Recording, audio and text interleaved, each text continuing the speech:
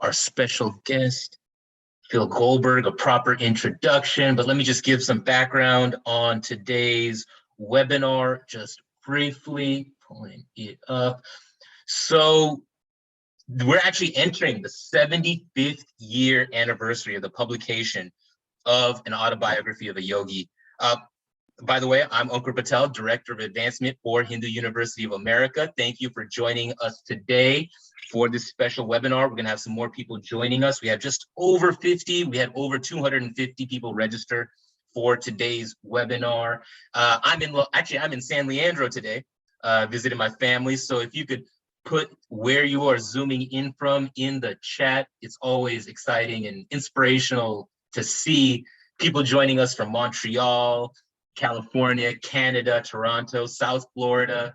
If you can put everyone, so everyone can see it, Minnesota, New Hampton, New Hampshire, San Diego, Akron, Portland, Sedona, Victoria, Canada, Austin, Texas, Mexico, beautiful. Always amazing to see different people joining us from around the world. So let me get into it. So of all the books that spread Hindu Dharma beyond India, none has had as much of an impact as Yoganandaji's iconic memoir, Autobiography of a Yogi. So this year, HUA is offering a special course to commemorate that 75th anniversary of that book. And our special guru who's walking us through is none other than Philip Goldberg. We've had Philji teach a few courses at HUA on the thread of Hindu Dharma throughout American culture, and a couple others will get into it.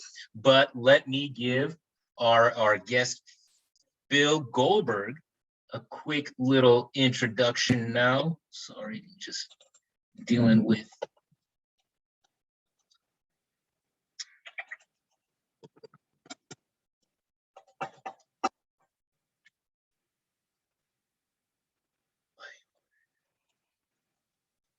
sorry about that. So Phil Goldberg is our special guest. He actually left academia, found his way back, but as a young man, he took a job creating halfway housing for disadvantaged youth while searching for answers to the big questions, preparing for the life of a writer. He's an incredible writer. He's written many books, despite having been raised by atheists who disdained religion, or maybe because of it. Phil ended up being a key figure integrating yogic ideas and practices into modern life in USA. He started researching the phenomenon in the 80s and quickly realized that its impact was bigger than he thought. But it wasn't until 2005 when the karmic currents brought Philip and Random House together, and in 2010, America Veda was published. Since then, Mr. Goldberg has continued to be a powerful channel for Hindu thought in the United States. So with that, Phil, maybe you could give a little background on how you got into all of this. I give a little bit, but maybe flesh it out, and then we could get into the crux of the webinar. Thank you, Ankur, for the kind words and reminding me of episodes from my past. I was in many ways a child of the 60s. Student in the 1960s. As you indicated, I had no interest in religion. I was a student activist in the anti-war movement, but my own personal life was kind of in turmoil, and I didn't know quite how to live in the world and stay out of the Vietnam War and all the things that were in the forefront of our minds back then. And so I started searching for truth and meaning. And I had rejected religion as we knew it. And all the disciplines that I was majoring in, psychology didn't have all the answers. And I was just searching. It was a time of great searching here in America. As I described it when I teach that course for HUA. And in the midst of all of that was going on, this is pre-internet, obviously, we were reading books I was, thirsty for books, and instead of reading the schoolwork, I was reading publications by the Vedanta Press about Vedanta philosophy. I was reading people like Alan Watts and Aldous Huxley, and great Western thinkers, and that led me to reading the Gita and the Upanishads and books on Zen and Buddhist teachings. And I was just, everything from the traditions born in India resonated with me. It just seemed to make sense. It seemed strangely familiar. And the thing I liked most, because I was a rebellious young man, was nothing in the books, none of the teachers who were coming here at the time, the gurus, ever asked me to believe in something I found difficult to believe in. They didn't say I had to become a Hindu or a Buddhist. They didn't say I had to have faith in the teachings. They said, here's what we know, check it out.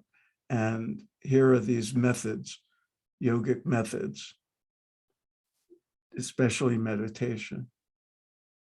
See if it doesn't improve your life and make you a better person. So I did, and it was true. And so that led me to, I became a teacher of transcendental meditation with Maharishi Mahesh Yogi in 1970. I did work for them, and then, things evolved.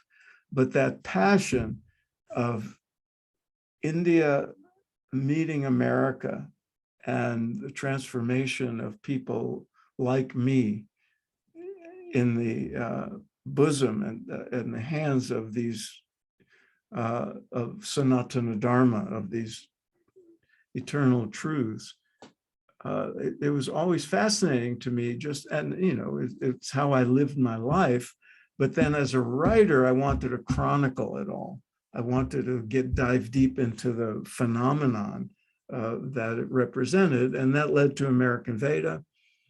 American Veda led to my fascination with Yogananda's life, and so, my book following that was The Life of Yogananda biography. And now here we are, it's the 75th anniversary of the Autobiography of Yogi, which in my research was probably, of all the books that have turned Westerners, Americans in particular, toward the great teachings of India, I don't think any book surpasses it for influence.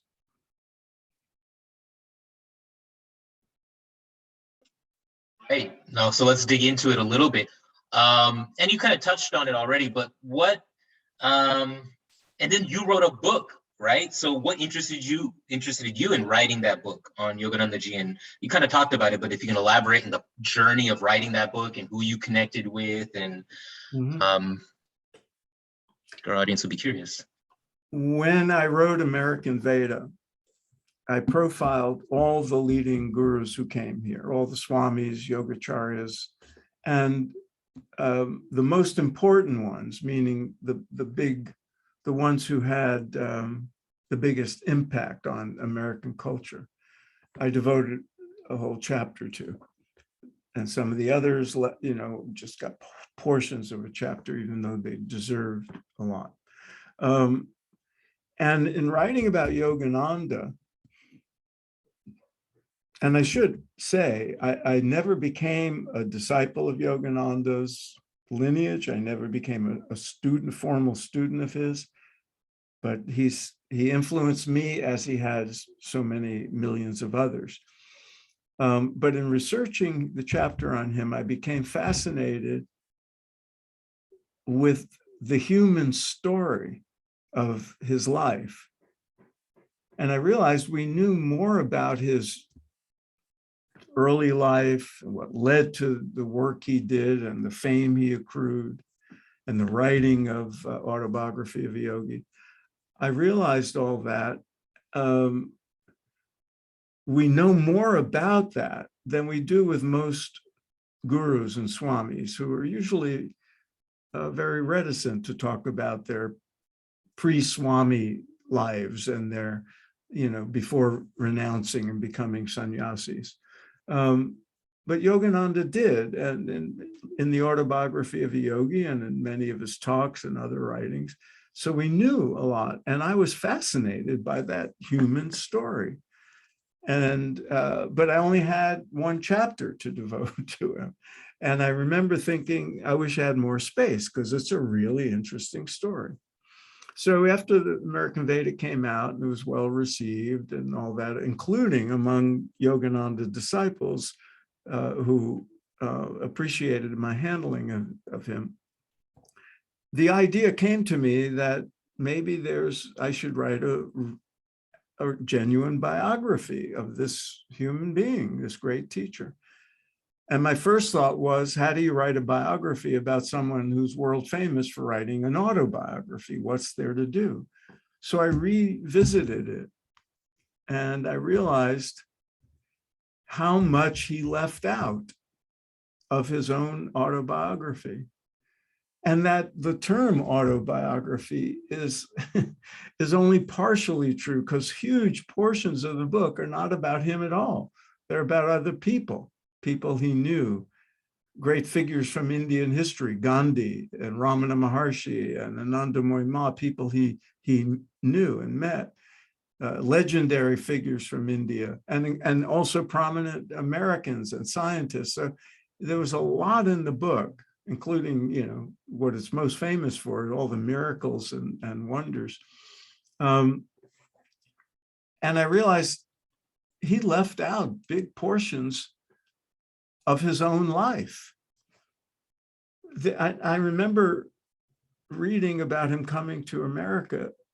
First, I did a page count, and it turns out, less than 10% of the book is about his life after he came to America. And he came to America at age 27 and died here at age 59.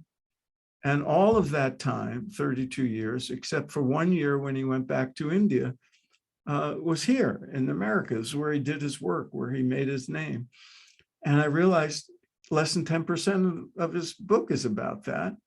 And then I came across a passage, and it was not the only one, but he says, and 4 years passed in Boston. And I thought, wait a minute. Something must have happened over those 4 years. What happened? And you think about it, that's where he landed in America. Like Vivekananda before him, he came here to speak at a kind of interfaith conference. This one was in Boston. It was in 1920, shortly after World War I ended. Boston at that time was a very racist place. It was, Catholics were being discriminated against, and Jews, and of course, African Americans. And here was this dark-skinned guy with long hair. And I said, what was it like? What was it like when in his first winter? He spent his whole life in Bengal mostly. And, what was it like in a New England winter? How did the Americans respond to him? How did he go from arriving knowing nobody to filling up Carnegie Hall and big auditoriums? How did all that happen? So I realized there was so much to be done, so much research, so many gaps to fill, that I decided to go ahead with it.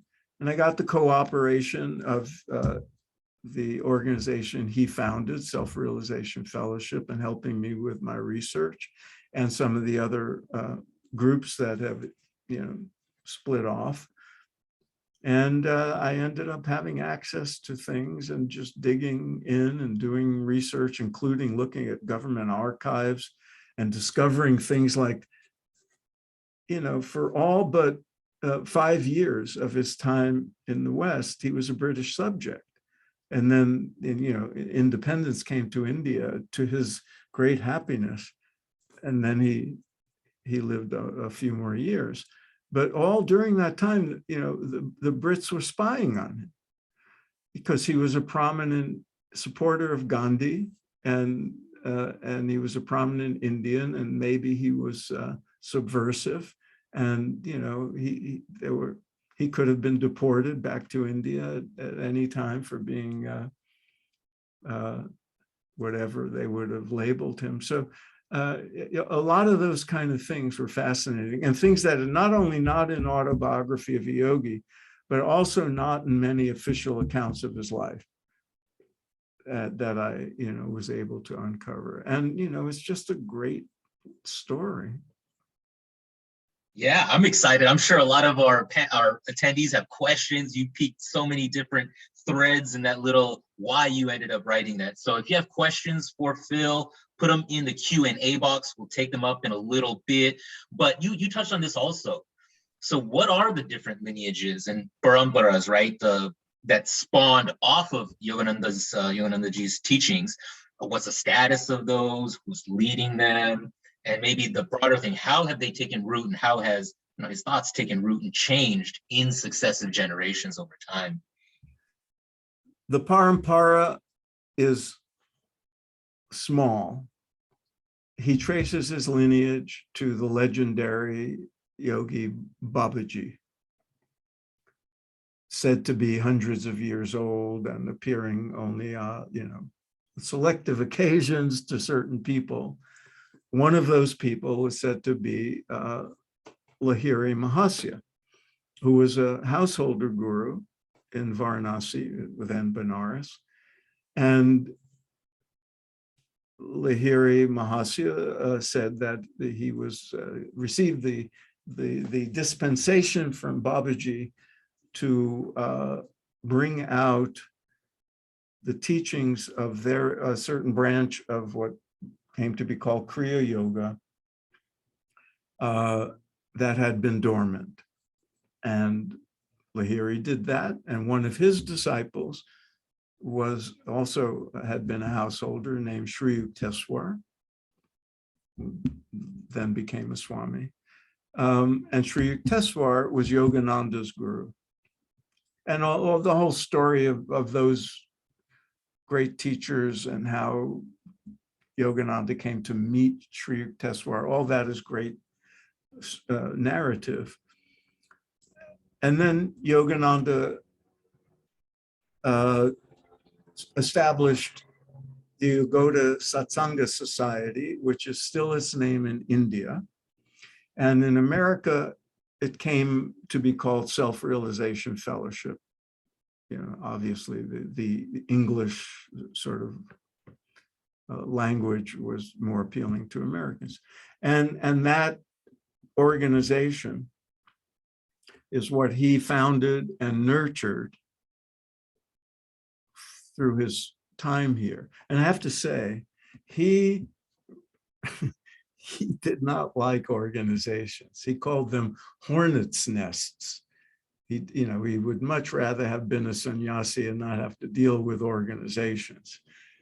But he knew they were necessary. And so he did, like any entrepreneur or CEO, despite his being a sannyas, had to find financing and buildings and, rules and structures of organizational life. And that organization exists today. In 1925, he founded a center on a hilltop in Los Angeles that became the international headquarters for his teachings, including, the organization in India. And his successors here were Americans. And just about 2 years ago, in fact, while I was on the final stages of editing my biography of him, the last remaining, the then current head of the organization passed away, and she was succeeded by a man named brother Chidananda, who was American born. And he's the first in that line of leaders who did not know Yogananda. He was not a direct disciple. He was in fact born after Yogananda passed.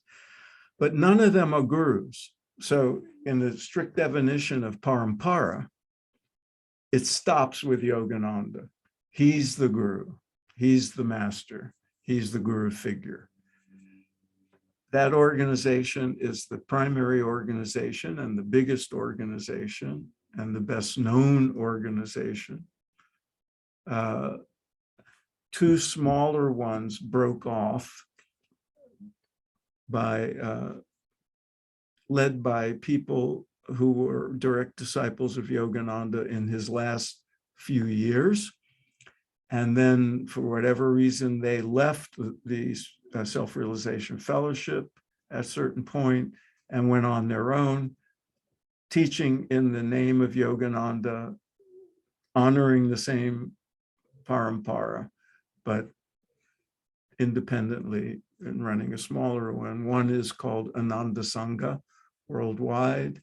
The other is much smaller, Ananda was started by Swami Kriyananda. The other one, the Center for Spiritual Enlightenment, was started by a man named Roy Eugene Davis, who passed away not long ago. So they persist, a large organization and a few offshoots. And there are also people who claim to be teaching in Yogananda's name and lineage who just went off on their own, have small followings. I mean, it's always interesting to hear how things evolve and change and who passed on what knowledge where, right? Boston, this place or that place, And what LA. happens after the founding guru passes from the scene? Do they survive? Do they thrive? Do they fall apart? You know, and many of the gurus who I write about in American Veda, especially the ones who came in the 60s and 70s, you know, they survive to, you know, varying degrees of success in the aftermath of the guru passing. And most of them, with only one or two exceptions, after the founding guru passes, the organization takes on a different structure. It's not guru-led. It's not guru-centered. Guru is gone. We're now an educational organization. We have a board of trustees. We have CEO, whatever it is. But no one's a guru figure, except in a couple of instances. Very interesting. Yeah. So maybe touching on that, and we've already sort of, and I'd like you to elaborate on, you know, how have Yogananda's teachings been adapted to the Western environment? And you also have got this across so many gurus and years. So maybe just that broader, how have different gurus' teachings been adapted to the West with maybe a specific focus on some that you think might be instructive? You know, that's a key part of the story, and one I found so fascinating researching, because, you know, we're dealing, you know, Sanatana Dharma is, you know, it's translated eternal. The Sanatana is eternal, and it's for a reason, you know, and all the gurus presented these teachings, as I said earlier, not as, you know, theology or something you had to believe in, but as universal truths that are very practical. And because they're universal, can be, anybody can partake of them, either intellectually or as part of their sadhana. And all the teachers who came here, like the Dalai Lama does today, they all said, you don't have to become a Hindu. We're not here to convert you. And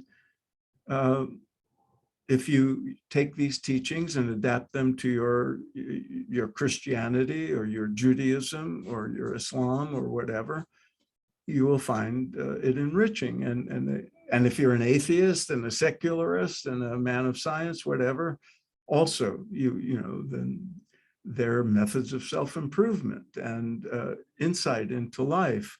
So take them and adapt them to your way of being. And they, in turn, had to adapt the language, what they emphasized,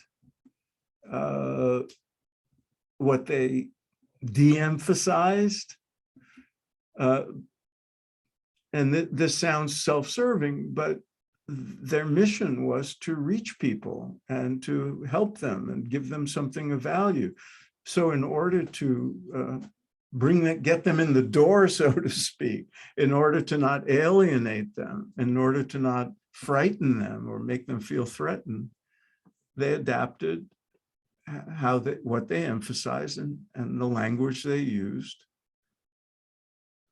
And people have been cynical, and every one of the gurus has been, criticized by more orthodox people by saying, "Oh, you're not supposed to teach women," or how dare you train Americans to, teach these teachings? And in Yogananda's case, how could you put these precious teachings in a form where they are transmitted in writing or through people you train and not direct guru-disciple transmission?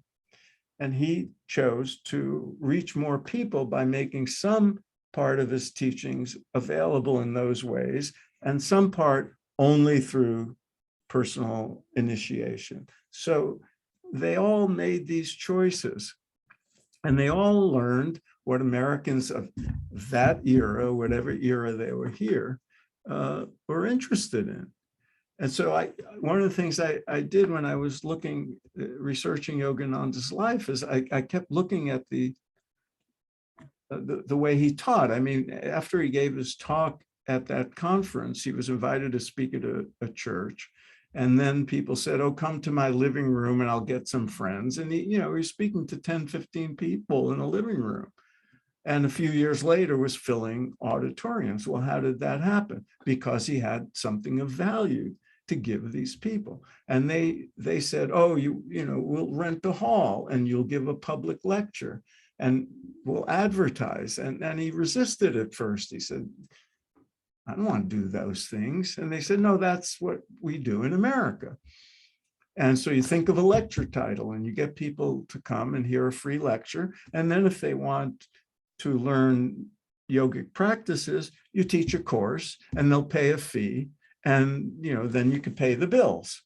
And he had to learn all that. That's how Americans do things. And he gave in. But then I looked at what were the titles of his talks? What was he speaking about? And you could see that at a certain point he said, Americans are just really pragmatic people. They want to improve their lives. They want better health. They want their business to succeed. They want to find the right choice of spouse, and start a family. So he started applying the teachings to those things. And he would say, things like cosmic consciousness for success in business, supramental yogic methods, or whatever he said, for better health. And to me, and this is, we all know this is what all the gurus did. I spent a lot of time with Maharishi Mahesh Yogi, and I saw the transition from him speaking about higher consciousness and those things to, after the research on what happens when people meditate got accepted by the medical community, then people who were not interested in spiritual development, but just wanted to lower their blood pressure or reduce their stress and anxiety. So he addressed those issues too. But to me, the difference between the gurus, who we respect and revere, and how they adapted it, and how people, some people adapted, is they didn't dilute the teachings. They didn't corrupt the teaching. They didn't bring it down to, the lowest common denominator and forget the great, teachings of moksha and liberation and enlightenment. They said, "Oh, you're interested in better health? Fine, these methods will help you. You're interested in this and that? These will help you. And there's more. So, and if that's all you want, fine, but there's more. There's more." And when I see yoga being adapted and turned into just a fitness exercise, I say, that is not skillful adaptation. That's exploitation. And the yogis, and Yogananda is a great example, they were able to adapt without corrupting or diluting, the integrity of the teachings. Wow, Phil, that was a great elaboration. And I don't know if you saw Kuma Gupta's question. Kumaji's a stalwart. She's got a question in there, but she just put, as a refresher, what are Yogananda's top 3 teachings? Obviously, you just broke it down where it's not just a top 3 teachings. It's applying this higher level of thinking and connectedness to the situation. So if you want to take that and run with it. If you really get into it, get down to it, his teachings, all the gurus, they had different lineages, the Hindu Dharma is so diverse. So they all had their different emphasis. They came from different lineages. So they might emphasize Advaita Vedanta, or they might emphasize Bhakti Yoga, or they might, like Muktananda, bring out Kashmir Shaivism, or, so they all had their orientation, Hatha Yoga, whatever. And so Yogananda's was his Kriya Yoga lineage, and the methods that they taught, meditative and pranayama methods. But the teachings are the same for all of them, with variations. The core teachings that come from the Upanishads, the core teachings of the Gita, that's what they represent. That's a Sanatana Dharma, modernized, just as Vivekananda modernized Vedanta in 1890s. Then, discoveries of science, different cultures, so the language is different, but the teachings are the same. Yogananda has a translation and commentary on the Gita. He talked about the Yoga Sutras. He talked about the Upanishads. They all did. They have their, different nuances and different teachings, but it's, what we think of as Hindu Dharma or Sanatana Dharma. Nice. And that, But I will add, with an emphasis on adapting them to modern life and scientific, the sort of language and ethos of science, and emphasizing primarily householder life. So the practical application of the teachings, they all, almost all the gurus who came had a sannyasi. They may not have called it that, but they had a renunciate department, so to speak. They made swamis, and they had, monks and nuns, but the primary emphasis was on the great majority of us who are householders. Yeah. If you have questions for Phil, put them in the Q&A box. We'll get to them. One thing that you mentioned earlier, right? And I think this is another broad thing that I'm sure you can run with, right? Adapting the language, right? From Sanskrit to English and changing that around. And Phil, I'll say it, your Sanskrit is better than mine, but how does that? I don't know. Your understanding of the concepts and that's what matters. It doesn't matter how you pronounce it. It matters if you understand it. Because I learned from great teachers, but I mean, people think I must know Sanskrit. I don't. I know certain Sanskrit terms, and so I know how to pronounce them. But I'm not a Sanskrit scholar. I cannot read Sanskrit in the original. I'm just not. But I get away with throwing in a Sanskrit term now and then because the gurus I'm familiar with did that. And he does it in Autobiography of a Yogi. I think a lot of people's introduction to certain Sanskrit terms, karma, dharma, yoga, Brahman, Atman, all these, a lot of it came from, for the first time from people reading Autobiography of a Yogi, and he'll footnote and define those terms when he uses them. So, the book has served as an entry point into the great, legacy of Indian spirituality for millions and millions of people, because it's, a great book, Yeah. great story. So Yogananda ji lived from 1893 to 1952, right? About 59 years. Kent in the chat is asking, could you elaborate more on the life of Yogananda? So please put your questions in the Q&A box. It makes it easier for us to track. And then Amit asked if you could elaborate on the miracle of life. And I don't know if that's some terminology that Yogananda ji used, if you want to clarify miracle of life and Einstein theory and how spiritual person can visualize. They lived at the same time, so maybe they did have an interaction.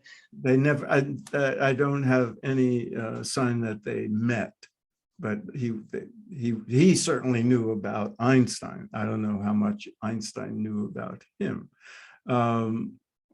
He did meet prominent Americans and scientists and artists.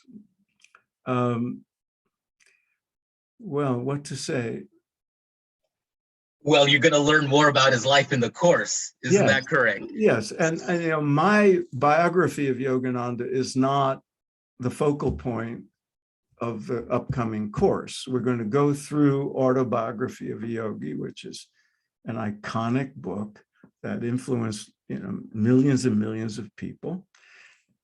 And we'll go through it. There's 10 classes. So I'll be breaking it up into approximately 50 pages a week. We'll go through it in order. We'll all read it if we can, and then discuss it. And in that context, we'll dive deep into, what was he saying here? What were the teachings here? What's interesting about this? And then I'll bring in what I know and what I learned in researching the biography that's not in his autobiography, and things I learned about the writing of the book and the publication of the book, and filling in the gaps that he left out. And it's fascinating because, I've read it a number of times. This is the book I first read in 1970, and it's still with me. And up until, for the first 20 years after 1970, I moved a lot, but somehow this big hardcover is still with me. And I have to say, and I've said this before, so if you've heard me say it, forgive me, it cost $5. And in 1970, I didn't have $5 to spend on a hardcover book, but it was one of the most borrowed books and gifted books at that time in the circles I traveled in. So I know somebody gave me a copy and I never returned it. And so I'm paying off that karma. Yes, pay it forward. Yeah, paying off the karma of ripping off somebody's book. But we'll go through it. And I'm looking at it now and I realize there's so many interesting things. Yeah, maybe you could share one, an interesting piece of his life, so Kent can at least get one interesting story about his life. It's so interesting because I looked at the first page of the book today, and the first chapter is called My Parents and Early Life. And I know things about his early life and his time in Calcutta as a teenager, and the influence of Ramakrishna and Vivekananda on him that he doesn't talk about in here, and certain things about his family. But what's interesting is the chapter is titled My Parents and Early Life. And in the very opening, the first thing he talks about is the guru-disciple tradition of India. And his guru.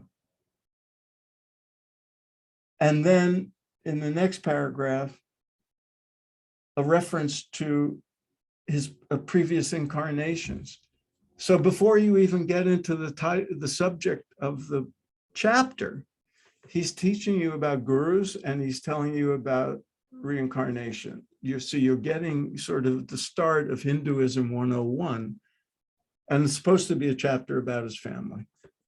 And then he gets into that. So there's teachings throughout the book. And that's one of the reasons it became so popular.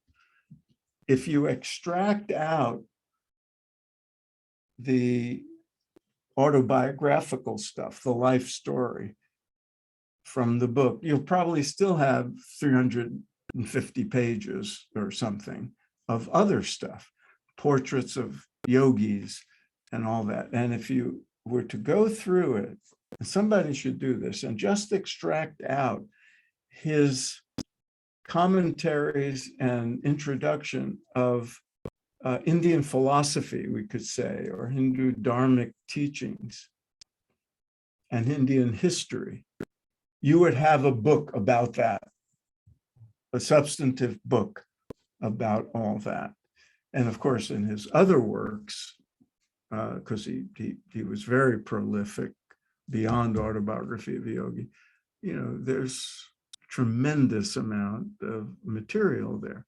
And one of the things we can't not mention is the book is filled with what people would call miracles and wonders and great, purported siddhis, feats of consciousness by, advanced yogis who he either knew or heard about, and experiences, things, phenomena he witnessed. And one of the things the book is most known for is the preponderance of these miracles and what we in the West might call parapsychology, feats of consciousness of the mind. That and in interviewing people, I realized there's two kinds of people who are drawn to the book, or who got a lot out of the book. And one of the people who love the miracles and wonders, and that's what really attracted them, and they can't stop talking about them. And the others who are very skeptical and don't believe any of it and think he must have made it up, or he is imagining things, or he was duped by people who just were performing magic trips, and he was impressionable young man, because they don't believe it, but they like the other parts of the book, and they'll recommend it and all that. And so that's an important part of the book. And I've come to think that his primary reason for including all that was as an eye-opener to say, look what's possible, because he makes an attempt to explain it in scientific terms and in rational terms, that these things are feasible because consciousness is one with what we think of as the material universe, and the advanced yogis have a consciousness established at such depths, with such power, that they can do these things with their minds. And maybe you can't, but you can improve your mind, and you can have better intuition and sharper intellect and clearer decision making. So there was a purpose, a teaching purpose to the inclusion of all these things, not just sensationalism. And I think in that respect, he was very just more out there, because he's writing this hugely popular book. But all the gurus, like Buddha himself, when asked about these things, said, yeah, they're all possible, all real, but don't make too much of it. These are practical teachings. Don't get sidetracked too much. Yeah, we still have over 120 people. We're not getting sidetracked. We're getting more questions in the Q&A box, but I just dropped the details of the course in the chat. Click that link, look at the details. It's going to be every Tuesday, starting, again, January 18th. It's in the chat, from 8:30 p.m. Eastern time to 10 p.m. Eastern time. And somebody else just dropped a question.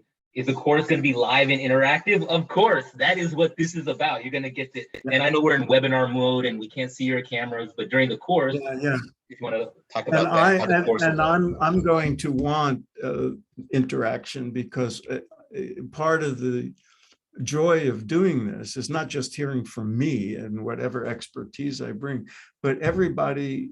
When you go through a book with this kind of richness, people pick up different things, and certain sentences or paragraphs or scenes will resonate with some people more than others.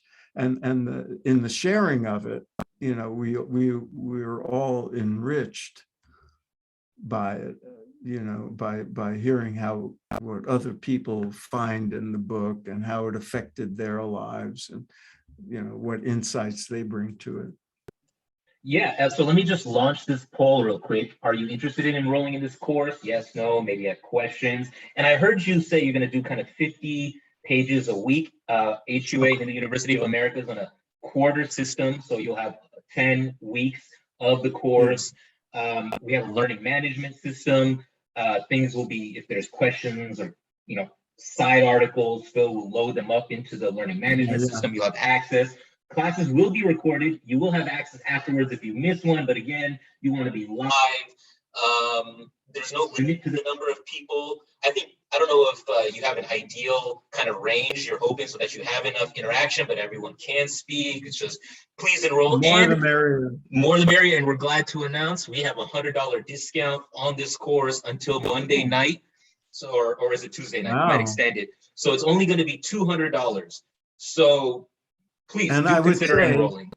I just want to clarify, when I said 50 pages, that's approximate. We'll go to concluding chapters. We're not going to, stop a chapter in the middle. So it's about a 500-page book. So it works out, give or take 50 pages a week. Yeah, and that sounds like that's going to be the homework. Somebody's asking. Those are the assignments, but everybody's busy, and if you can't read it all, we'll be fine. It's not graduate school.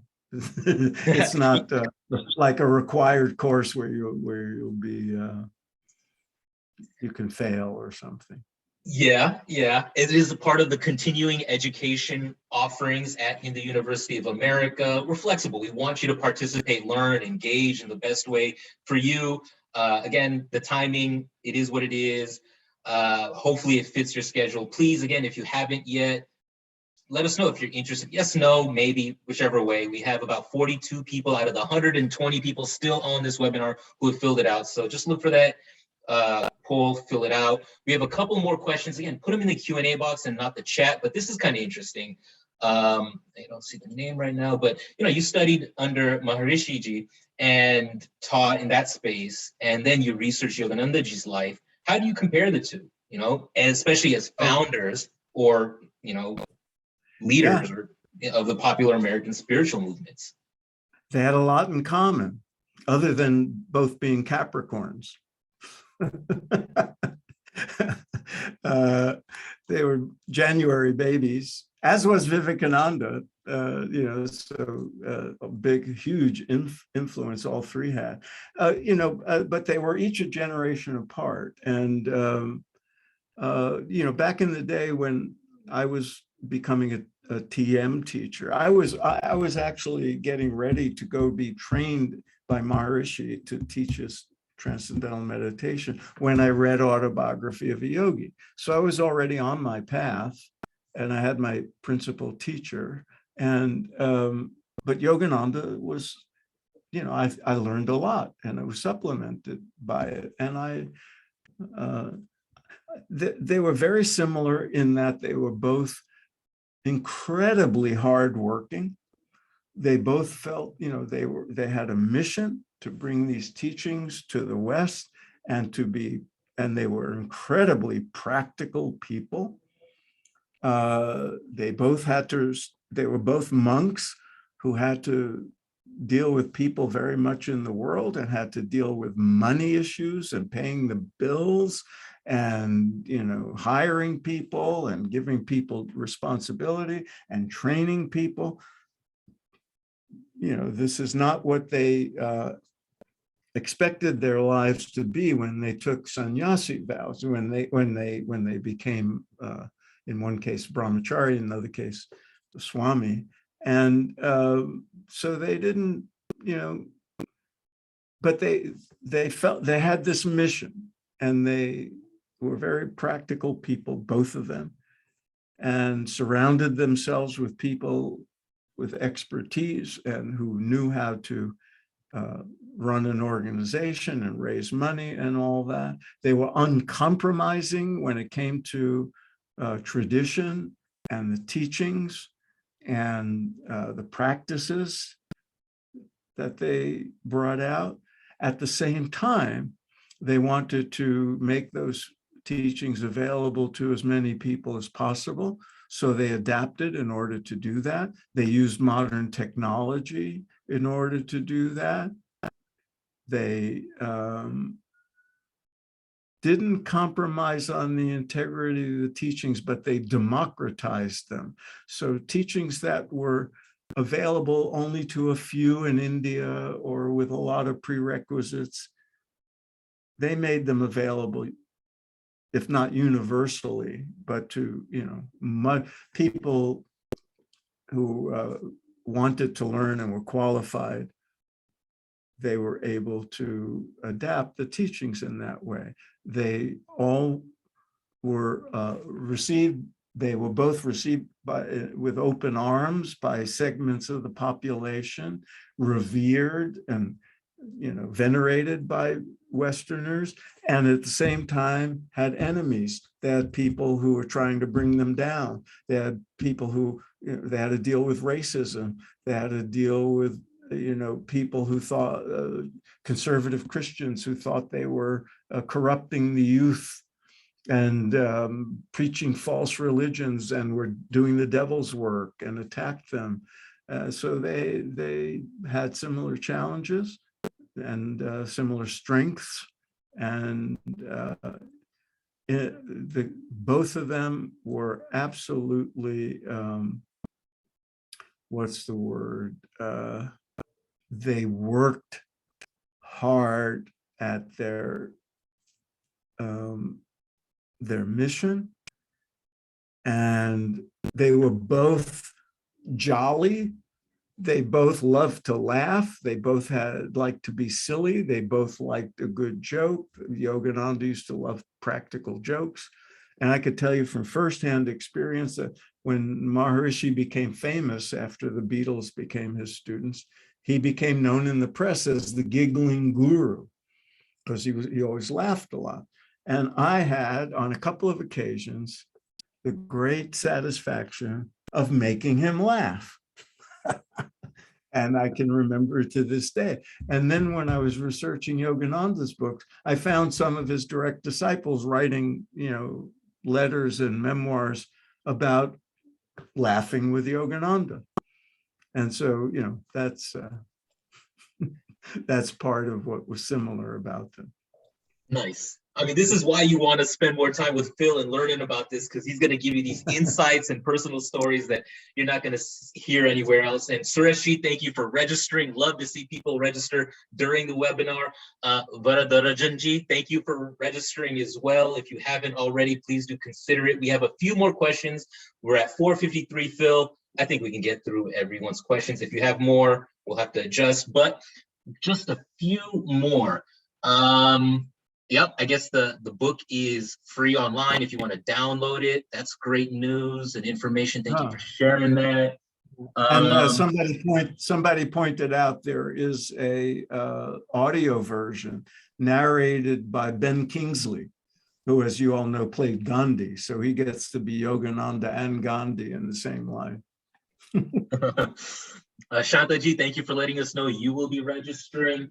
There's some kind of personal question. What I mean, and you probably have some thoughts on this, but does Mr. Goldberg believe in God? That's a loaded question, right? In what way?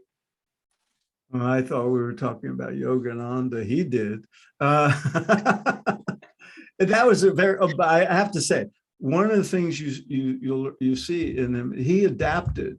Part of his adaptation was using Western language, like he used the word God, and he talked about, he wrote and talked about Jesus and what he thought was the true teachings of Christianity more than any other guru.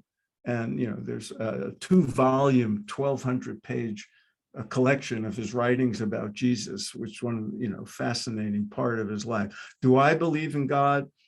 My answer to that is always, it depends on what you mean by God. So if what you mean by God is, a human-like figure up in the sky running things, as I was raised by atheists who thought that's what God means, and therefore we don't believe in that. And I don't think any of the gurus believe in that kind of God. But if by God you mean something that, when you describe it, sounds like Brahman, then yes, and it's not a question of just belief, it's a question of what, you experience and feel inside. So it depends. And maybe dovetailing on that, another person was asking is kind of the first half and the second half different, but Yogananda teachings follow Advaita philosophy, but the second half, how can it be pursued in maintaining Christianity or supplementing or working within that framework? And that's interesting to know. He wrote tomes on Jesus Christ. You could look at Yogananda's body of work and say, oh, he was very much an Advaitin.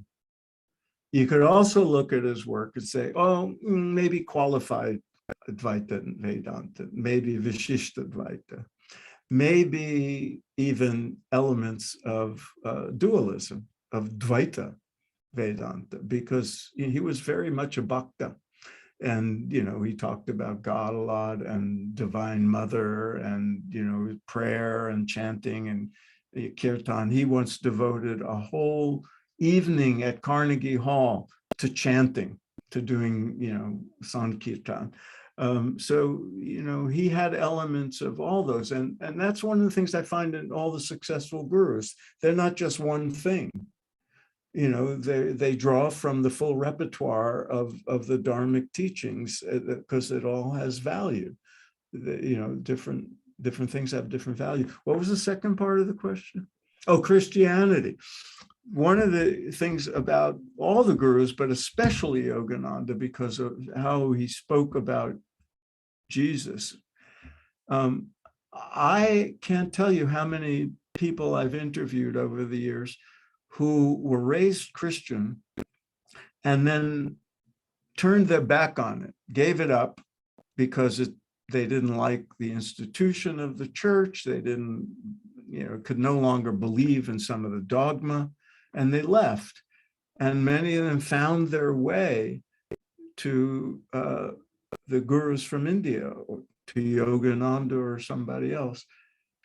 And in exploring that, they came to re-evaluate Jesus and what he was really teaching, and came to see him as a great master, as a Sadguru, maybe an avatar, which is how most of the Hindus in India I know see him that way. Oh yes, fine. He was one of the gang, One of the incarnations.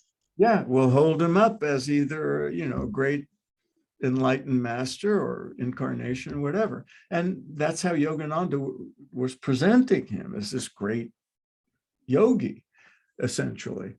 And so people then many of them come back to the Jesus that had a place in their hearts, and approach Christianity or their church, or even maybe they never go back to set a foot in a church again, but they can call themselves, Christ Bhaktas, or, devotees of Jesus, and maybe, think of themselves as Christian, but they would see it in a different light now. I've seen that happen. I've seen it with Jews. I've seen it with Jews, who's like, they had no interest in Christianity or Christ. And then they say, oh, wait, this Christ. Oh, wait, he has something worthwhile teaching, because Yogananda held him in such high esteem. I'll check that out too. And I can learn from that. Yeah, Philip McLemore actually writes in the Q&A, I've harmonized yoga with mystical Christianity as a result of Yogananda's writings. So He's right not on, the only one. not the He's only absolutely one. not the only one. In that, Robert is kind of following up on the believing in God. Is that something from Thomas Friedman also? Have you followed that? Thank you for being late. Say again. Thomas Friedman's book, Thank You for Being Late. He has a similar kind Oh, of I know perspective of on it. God. I don't know much about it though. All right. Carrie is asking, gurus were very popular in the US in the 60s, right? You know this, but their popularity seems to have waned in the past half century. Why? What do you attribute it to? Carrie's my old friend, and I disagree. I don't think it's waned. I think it's just they were novel in the 60s and 70s, so they got a lot more media attention. Nowadays, when Amma comes to America, or Sri Sri Ravi Shankar or Sadhguru, they get a lot of people go to see him, but it's not on the front page of newspapers. It's like, it's much more commonplace in the West now, so it doesn't make as big a splash. And nothing ever had or will make the splash that followed the Beatles going to India to be with Maharshi. I mean, that was just extraordinary. And, cover stories in magazines and all that. But the gurus are still popular, and there's new ones. And many of the old ones are still popular. Their lineages are, still, but it's part of the landscape now. It's part of the furniture of America. The thread of the fabric? Yeah, part of the fabric, but to a certain extent, it's less. There's a lot of the people who call themselves spiritual but not religious, all the young seekers and everything, they may not be turning to gurus in the flesh the way we did in the 60s and 70s, but the teachings are still appealing.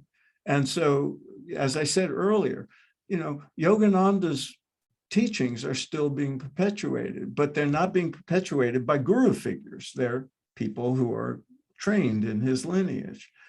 I was one of thousands of people Maharshi trained to teach his TM technique. We're not gurus. We're just teachers in those. The same with the yoga teachers. There's yoga teachers trained by Iyengar and Swami Satchidananda and all that. They're not gurus, but they're teaching with some, hopefully with integrity in the lineage of the gurus. Very interesting. We just fell below 100 people. There's still some questions. Thank you for sticking around with us. We'll get through the remaining few questions. The scheduled time for the interactive course is on Tuesdays at 8:30 p.m. Eastern time. So if that works in your schedule, please do think about enrolling Kartikji. And the starting date is what? January 18th. January 18th. And it'll go until March 22nd. Yeah, so that's one aspect. What is this next question? How is the course going to be graded? And then are the courses going to be able to be downloaded? We put the courses on YouTube, and as an enrolled student, you then have access to the recording on YouTube. But it's a course. We want it to be interactive, and we're not just trying to download and share the course sessions randomly. So we do appreciate it if people, respect the guru kind of student relationship in that way and actually participate and engage, as opposed to just putting it out there. But we do encourage writing and sharing and blogs, and hopefully through this course, we'll get a whole series of blogs we'll be able to share on the HUA blog about this course. But and my experience with the courses I have been teaching, and like the one I'm teaching now, is people can't make it every week. And so, that's why it's great that they have access to the video. And I also know people who, because of time differences in other parts of the world, were given permission to just watch the videos. And grading, you have to perform miracles to pass the course. Levitation gets you extra credit. I don't think the grading is going to be that hard, but that's a good one. The sense of humor comes through. Love it. Love it. What are your thoughts on reincarnation? You know, I was once present with Maharishi when he was asked, does he believe in, what does he think about reincarnation? And his answer was, he doesn't approve of it. You should be enlightened and liberated in this lifetime. And then he explained. My personal feeling, which means nothing. It's just, I acknowledge that some things are a mystery, and I'll find out when I exit my body. And but I suspect it's true. There's something deep inside me. I was just telling somebody about this today. I was raised to think there's no afterlife, there's no soul, your body, you're just what your body is, and that's it. And then I started getting into these teachings and realizing there's more to it. And when I first read in the Gita, the lines where Krishna tells Arjuna, using the analogy that, we were never born, we never die. There's never been a time when I wasn't or will be. And it's like death is like changing, taking off a shirt, taking off a garment that's no longer useful, and then putting on a new garment. And then when I remember thinking, that makes sense. I don't know why. Maybe it's because of past life of mine. It just suddenly, I said, oh, I get it. Yeah, that makes sense. And I admit, I can't know for sure, but it's certainly, if I had to bet, I would bet that reincarnation exists. I've been shocked by how many people you wouldn't suspect believe in reincarnation or inclined in that direction. One of them was the great American novelist Norman Mailer, who, if you know anything about Norman Mailer, you say, what? But he said, of all the ideas people have about afterlife and stuff, it's the only one that makes sense to me. I thought that's fascinating. Yeah, one of my takes on reincarnation that I really appreciate and love is the sense of empathy, right? It just facilitates and encourages and promotes that idea that we're all connected and that empathetic view. And it's just, I think it elevates if you're putting yourself, Atman, literally in another living being. And it makes human existence, it's fair. It's much more fair than, the Judeo-Christian model of being judged for eternity by the stuff you do in this one life. It gives you the chance to, take the courses you failed over again. You go on to the next curriculum, and there's a certain fairness and completeness to that. I'm feeling a little completeness on this webinar. I'm sorry, Karthik Ji, the course kind of conflicts with the Sanskrit course you're taking at HUI. Hopefully, that's awesome to hear that we've got many courses, some of them conflict. Phil is going to be teaching more courses at HUI, I hope, I'm pretty sure. But quarter by quarter, we'll lay it out. Phil, maybe some closing thoughts for this webinar. Thank you, everyone, for participating. Phil, take us home. Yes, thank you for being here. I hope as many of you as possible join me. It's going to be a great adventure to go through this iconic, seminal work that has influenced so many millions of people, and to dig deeply into it. And if you've read it before, I encourage you to take the class, because I've already finding new things in it, and I've read it 4 or 5 times, and I know Yogananda's life. So you'll come away deeply enriched. Your own spiritual life will be enriched, and you certainly know more about this iconic book. So I hope you can join me, and tell your friends to come along. Beautiful. Robert says, Viva Yogananda. I love it. Live, right? Keep it going. All right. Namaste, Dhanyavad. Thank you, everyone. Phil, always a pleasure being on with you. And thank you, Encore G. Thank you. Dhanyavad. Bye.